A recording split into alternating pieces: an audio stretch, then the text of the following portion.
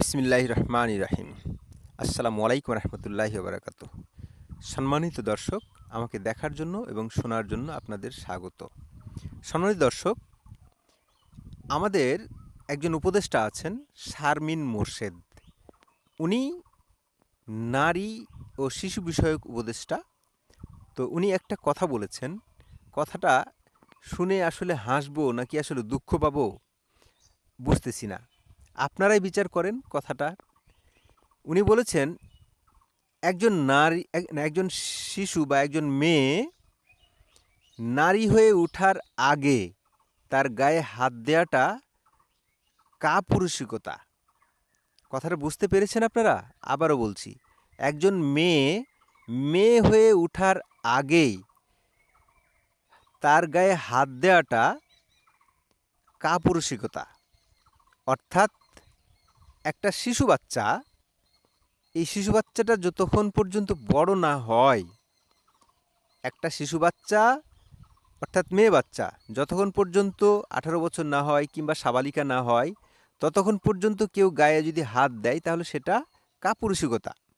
হ্যাঁ, এই কথাটা যদি এইভাবে বলতেন উনি, যে নারীদের গায়ে হাত দেওয়াটা পুরুষদের একটা কাপুরুষিকতা, তাহলে না মানাইতো।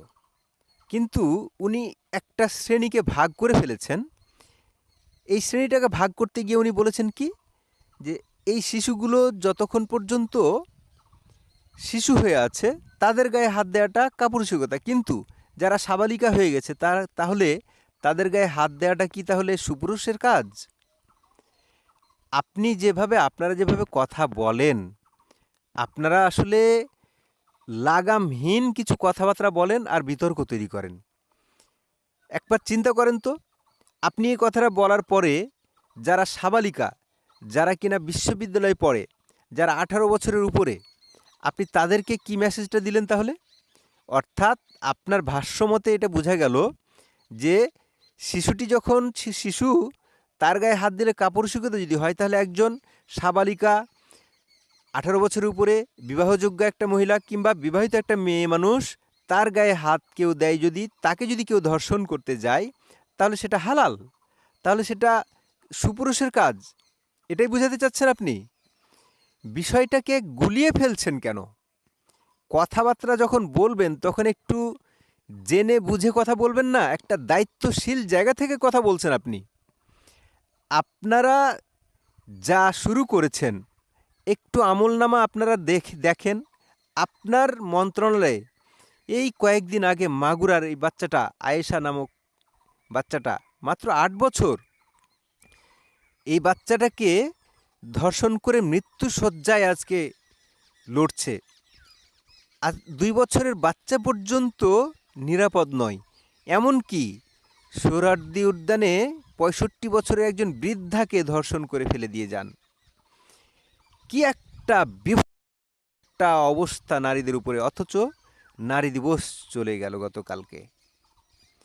আবার 2 বোন বাক প্রতিবন্ধী, তারাও নিরাপদ নয়, তারাও ধর্ষিত হয়েছে। গত 4 মাসে যে ধর্ষণের রেকর্ড, 400+ ধর্ষণ।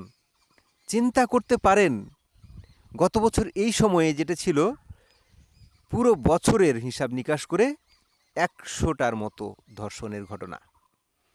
আর 4 মাসে আপনারা একদম সেঞ্চুরি, মানে 4টা সেঞ্চুরি করে ফেলেছেন আপনারা। একজন ওই যে বাচ্চারা রাস্তায় ঘুরে, তাদের কি বাচ্চা বলে? অর্থাৎ রাস্তায় ঘুরে বেড়ায় যে বাচ্চাগুলো, এই বাচ্চাদের একজন বাচ্চা শাহবাগে মেট্রো রেলের নিচে 10 বছরের একটা বাচ্চা ধর্ষিত হয়েছে। কোনো বিচার নেই।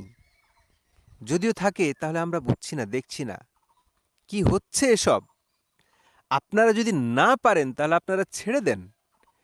আপনারা না পারলে আপনারা ছেড়ে দেন। এই সংস্কৃতিটা চালু হোক। বাংলাদেশে আপনারা একটা সংস্কৃতি চালু করেন, একটা কালচার আপনারা তৈরি করেন, যে আমি আমার ব্যর্থতা স্বীকার করে আমি পদত্যাগ করিলাম। এই কালচারটা অন্য অন্য দেশে দেখা যায়, কিন্তু বাংলাদেশে ক্ষমতার চেয়ারটা এতই নরম, এতই তুলতুলে, এতই আরামদায়ক, আপনারা বড় বড় বুলি আওড়াবেন, কিন্তু কাজের কাজ হবে না। যে সরকারই এসেছে আমরা তাদের কাছ থেকে এরকমই কথাবার্তা শুনি, এরকমই তাদের বুলি আওড়াতে থাকে। অর্থাৎ যে যখন লঙ্কায় যায় সে তখন রাবণ হয়ে ওঠে। বাস্তবতা এই। এখন সব কিছুতেই তো আপনারা পতিত সরকারের ফাইন্যান্স দেখেন, অর্থাৎ তারা নাকি টাকা পয়সা দিয়ে এই সব অরাজকতা চালাচ্ছে। তারা কি টাকা পয়সা দিয়ে ধর্ষকও তৈরি করছে নাকি? আপনারা কিছু কথাবার্তা বলেন, আপনাদের নিজেদের ওয়েট নিজেরাই হারান।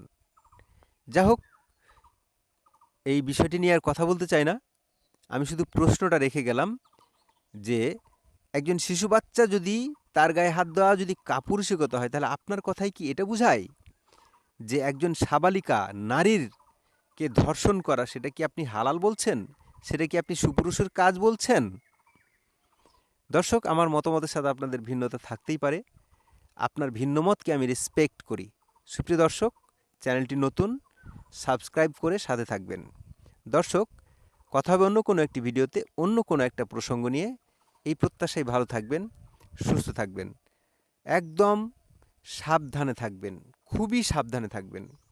যে অবস্থা চলছে, দেশের অবস্থা খুবই ভয়ঙ্কর, আইনশৃঙ্খলা খুবই ভয়ঙ্কর, একদম খুবই খারাপ অবস্থার মধ্যে। সুতরাং আপনার নিজের নিরাপত্তা নিজেই বজায় রাখুন।